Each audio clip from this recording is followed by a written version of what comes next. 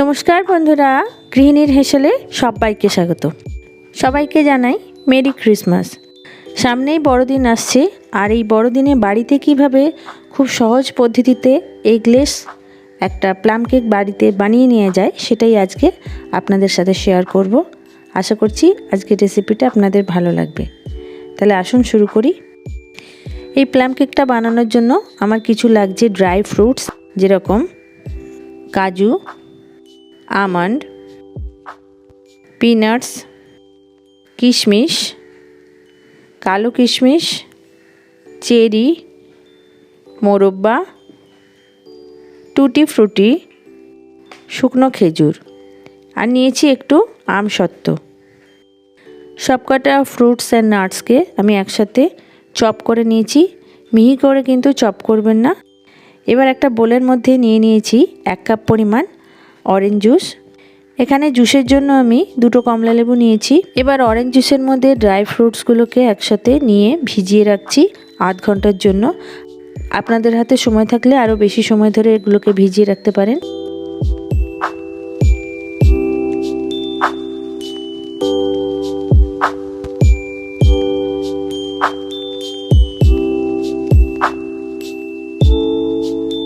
এই সময় একটা বড় বোলের মধ্যে আমি 1 কাপ পরিমাণ ময়দা চেলে নিচ্ছি।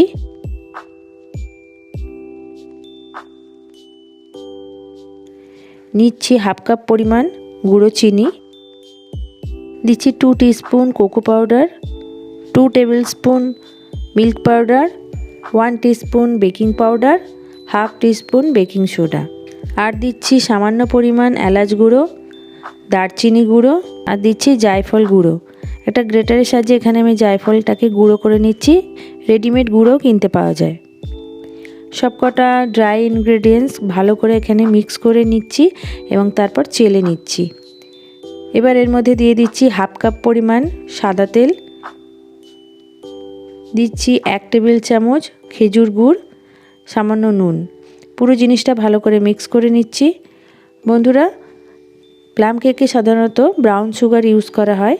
ব্রাউন সুগার না থাকলে আপনারা এইভাবে গুড় ইউজ করতে পারেন, আর সেটাও যদি না থাকে তাহলে আপনারা গুড়ের বাতাসা গুঁড়ো করে এর মধ্যে দিতে পারেন।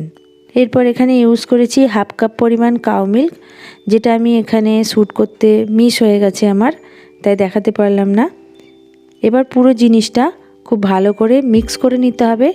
এখানে আমি বিটার মেশিনের সাহায্যে মিক্স করছি বন্ধুরা, কিন্তু আপনাদের কাছে যদি না থাকে বিটার মেশিন, আপনারা মিক্সার গ্রাইন্ডারের সাহায্যেও করতে পারেন বা যে কোনো একটা চামচের সাহায্যে বা হুইস্কারের সাহায্যে মিক্স করে নিতে পারেন।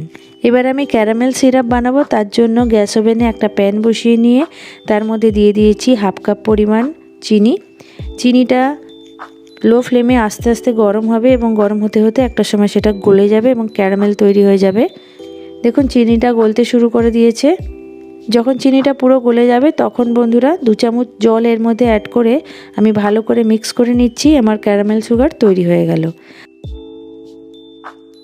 কেকের ব্যাটারের মধ্যে আমি ক্যারামেল সুগারটা অ্যাড করে দিলাম আর যে ড্রাই ফ্রুটসগুলো আমি ভিজিয়ে রেখেছিলাম অরেঞ্জ জুসে সেটাও অ্যাড করে দিলাম। পুরো জিনিসটা একটা চামচের সাহায্যে ভালো করে মিক্স করে নিচ্ছি।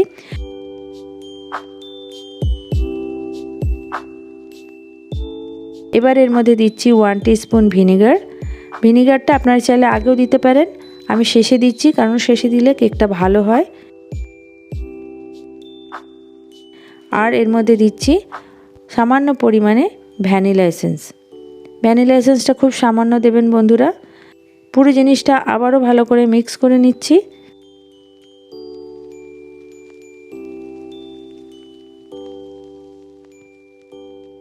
এবার একটা কেক মোল্ড নিয়েছি, সেই কেক মোল্ডের মধ্যে একটু সামান্য সাদা তেল দিয়ে ব্রাশ করে নিচ্ছি। ব্রাশ করা হয়ে গেলে এর মধ্যে বাটার পেপার লাগিয়ে দিচ্ছি। আপনাদের কাছে কেক মোল্ড না থাকলে আপনারা যে কোনো স্টিলের বা সিলভারের বাটিতে এই কেকটা বানিয়ে নিতে পারেন। বাটার পেপার লাগাবার পর আরও একটু তেল ব্রাশ করে নিচ্ছি।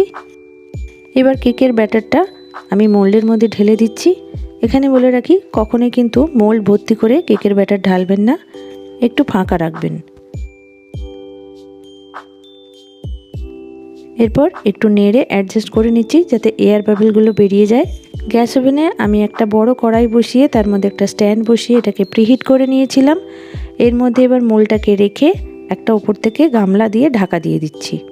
কেকটা গ্যাস ওভেনে বসাবার পর গ্যাসের ফ্লেমটা আপনারা একদম লো করে দেবেন। আধ ঘন্টা বাদে আমি ঢাকা খুলে নিয়েছি। দেখুন কেকটা অনেকটা ফুলে গেছে।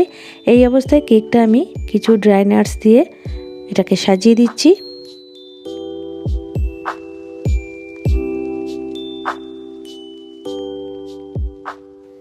আমার পুরো ডেকোরেশন হয়ে গেছে। এবার এটাকে ঢাকা দিয়ে আরও আমি আধ ঘন্টার জন্য রেখে দিচ্ছি। পুরো 1 ঘন্টা বাদে আমি ঢাকনা খুলে নিয়েছি। একটা কাঠির সাহায্যে দেখে নিচ্ছি কেকটার ভেতরটা কাঁচা আছে কিনা। দেখুন বন্ধুরা, কাঠির গায়ে কিছু লেগে নেই, অর্থাৎ কেকটা পুরোপুরি তৈরি হয়ে গেছে। এবার একটা সাঁড়াশির সাহায্যে কেকটাকে কিন্তু বার করে নিতে হবে। কেকটা সামান্য একটু ঠান্ডা হলে প্লেটের মধ্যে এটাকে আমি সার্ভ করে নিচ্ছি। দেখুন বন্ধুরা, আমার বাড়িতে তৈরি প্লাম কেক একদম রেডি হয়ে গেছে। হয়েছে না দোকানের মতো? খেতেও যেমন সুন্দর, দেখতেও তেমনি সুন্দর। কত ইজিলি এটা বাড়িতেই তৈরি করে নেওয়া যায়। দোকান থেকে কিনতে গেলে যে দাম পড়বে তার থেকে অনেক কম খরচে আপনারা বাড়িতে খুব সহজেই এটা তৈরি করে নিতে পারেন।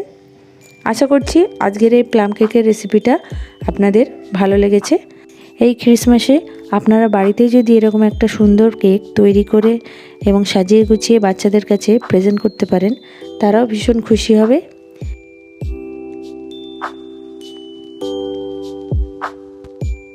ছুরির সাহায্যে কেটে আপনাদেরকে কেকটা দেখাই, কত সফট হয়েছে বন্ধুরা, দেখতেই পাচ্ছেন।